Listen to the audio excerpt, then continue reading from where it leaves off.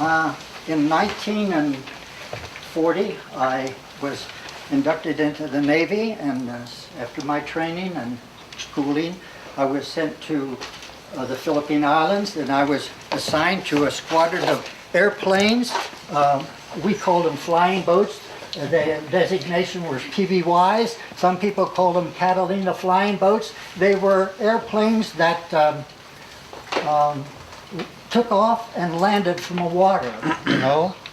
And our purpose was to not particularly go out and fight, but to observe. And we could fly our airplanes many, many miles over the ocean to see what was going on. And at that time, our airplanes observed the Japanese take Saigon. This would be in 1941 that the Japanese attacked Pearl Harbor. We had 13 airplanes, and the Japanese struck us the first day of the war. And I just don't know how many we lost that first day. But on the second day, we had more planes that were shot down. These planes had tremendously big wings, and they were deep inside, and they were shot through on this airplane. There's bullet holes through the wings, and the wings were the tanks for the gasoline. So the gasoline was pouring out, and it poured out and poured out until there was no gasoline in. And then the next day, they put Dorsey inside the wing to buck up the rivets, to repair the wings, the holes in the wings. I had been in there before. I knew about it, but always before, they would put a fan in the in the wing and blow out the air because we had 100 octane gasoline with lead in it. Next morning, the Japanese fighters came over and started strafing our barracks, and it began to burn, and somebody said, "Everybody out," and I shouted, "I can't move." Somebody came and got me by the feet and drug me out and threw me in the ditch. There was a lot of nurses there, and we knew the Japanese were going to take us. We got the nurses out on our submarines. They came in at night and loaded those nurses. Not all of them. They didn't all get out, but a lot of them did. And they went on the submarines, come back to America, safe. Then we also knew that the Japanese would take the gold and silver. I don't know how it got on the island, but we loaded the gold on the submarines at night. Bars of gold, 6 pounds each. Until our backs were breaking. We put tons of gold on the submarines. They went out at night and left. We hoped they'd come back for the silver, but they never came back for the silver. I was assigned to a machine gun facing baton, and the Japanese, they just had so many bullets falling and so many bombs coming down. The island was just a great green mass when we went there. When we left, it was just black and charred. There was no trees left. Everything. You wouldn't think there would be a man alive anywhere. And they came ready to push to come on the island. And they bombed us and strafed us and shot those big mortar guns at us for 3 days and 3 nights. And by that time, you know, your mind is not working very good. You're shell-shocked, as they call it. And I was just standing there, you know, and I'm kind of looking down, and here comes all these soldiers coming up, and oh, look at the Filipinos. We're getting help. But you know, just a second later, there was a bayonet pushing right against my stomach. And I looked in the face of the first yellow man I ever saw in my life. His face was muddy. He looked so tired and mad. His uniform was wrinkled. And I was looking right in his face. And I was feeling the bayonet. And he was looking right at me like he had never seen a white man. Later on, I was told what my name was.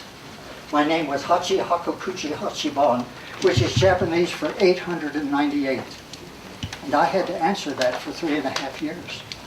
He got behind me, and he put his arm out over my shoulder like that, and he gave me a good kick in the run, and pushed me and started me down the mountain. And all these Japanese soldiers were coming up. They were so thick, they had to part to let me walk through. Any one of them could have took my life just like that. Nobody would ask any questions. I was expendable. I went to the bottom of that mountain safely.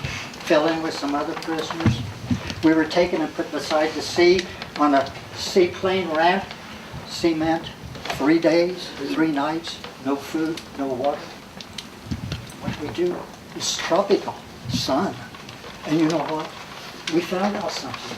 We could go out into the water, up to here, and stand for an hour and be refreshed. At the end of about 3 days, they found some ships, the Japanese, that they brought horses down to the Philippines on, and they loaded us on these ships, and they took us across Manila Bay, which is probably 60 miles. They brought the ship in pretty close. And then they said for us to jump over the side in the water. And we did. It was about that deep. And we walked over and climbed up on Dewey Boulevard to a Bilibid prison, which was built by the Spanish many, many years before. It had walls 60 feet high and 30 feet across. When you got in there, you didn't get out. And we stayed there for a while. And then we transferred to a place called Cabanatuan No. 3, which was 100 or so miles north of Manila. And we walked, I think it was 3 days to get there. And you know, something unusual happened, and this shows you that human beings can still be human beings. We were walking on the 3rd day, and the soldier was watching me. And he stopped, when they stopped to rest us, he took the cap off his canteen, and he poured it full of water. But he showed me kindness, and I never forgot that. In the camp where we were assigned to stay, it was fenced by just barbed wire, just like cattle. We lived in that, it was an old army barracks place. 3 men escaped. And within a very short time, they caught the 3 of them. And they brought them back, and they took their hands back this way, and the feet back this way, and they tied them together with some kind of cords or wire. And they laid them out in the sun, where we could see them and hear them moaning for 3 days in the tropical sun. On the morning of the 4th day, they unbound them, gave them a shovel and a pick, marched us all over to Nob Hill, all 6,000 of us. They dug their own graves, they blindfolded them, gave them each a cigarette, lit it for them, let them smoke a little bit, and shot them in their own grave.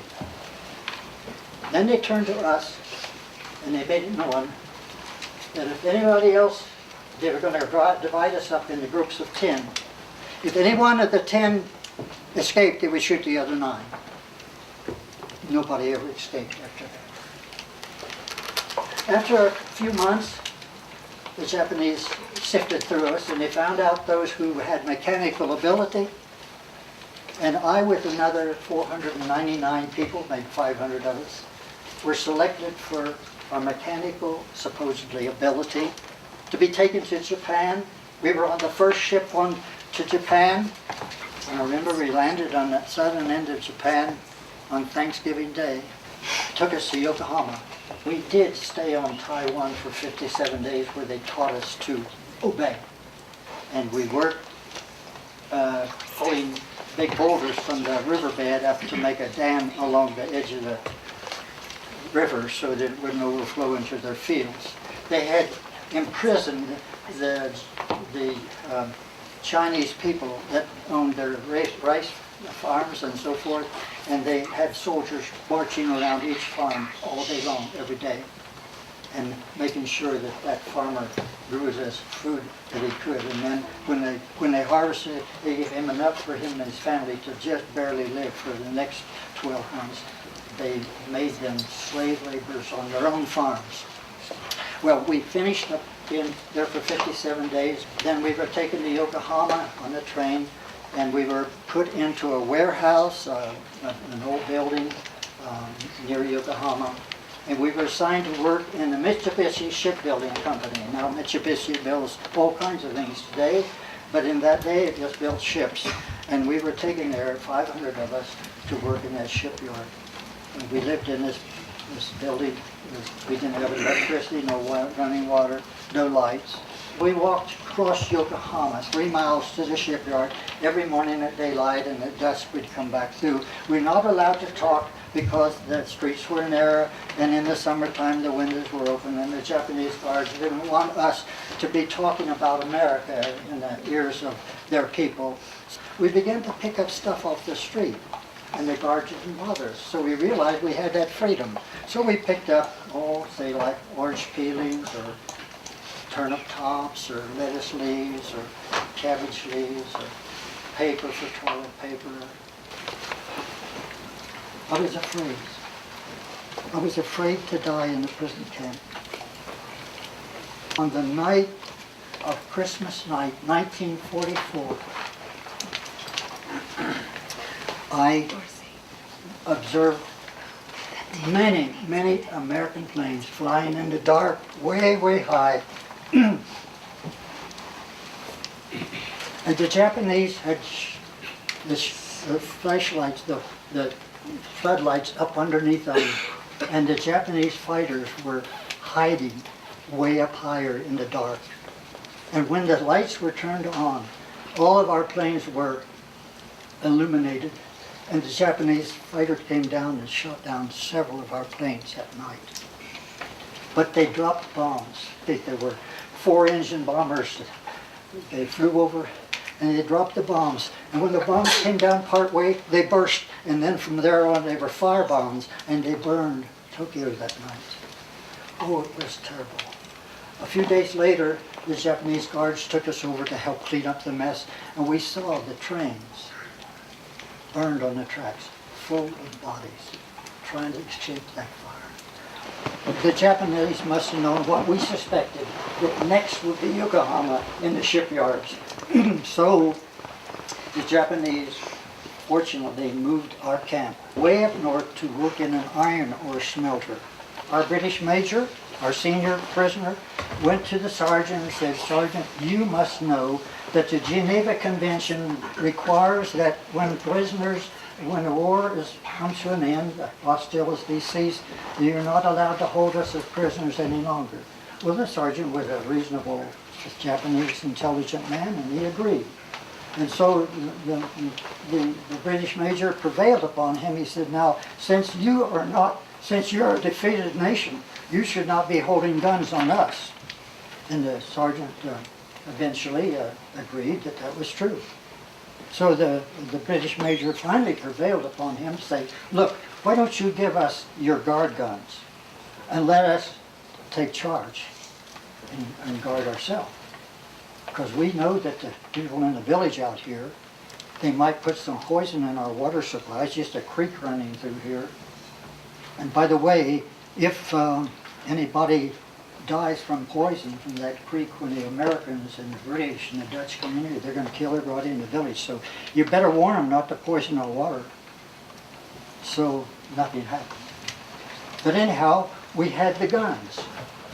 And we couldn't get out of there. We had a train there that had been shot up by our airplanes, but we fortunately had some British fellows that knew trains, knew engines, railroad engines. And they worked and they worked and they worked. 30 days after the war was over, they got an engine so it would go. And it was about 1 o'clock in the morning.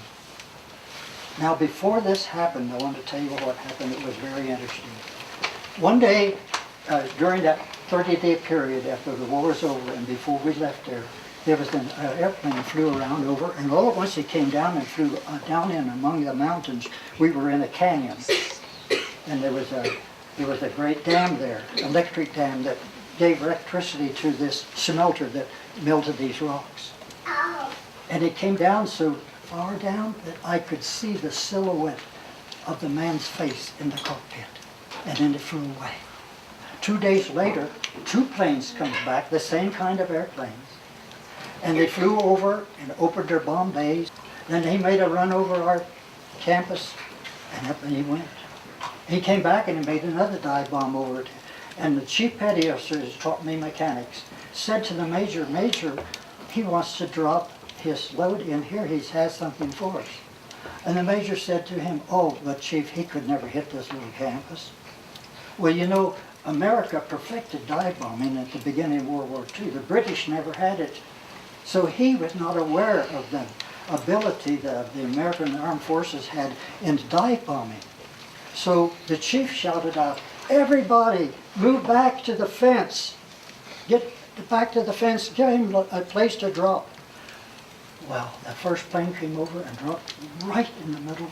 The second plane came over and dropped right in the middle. Some of those bags burst open. And you know what come out? It was raisins. Got down on the ground with our fingers and picked them up, and we beat the ants to them.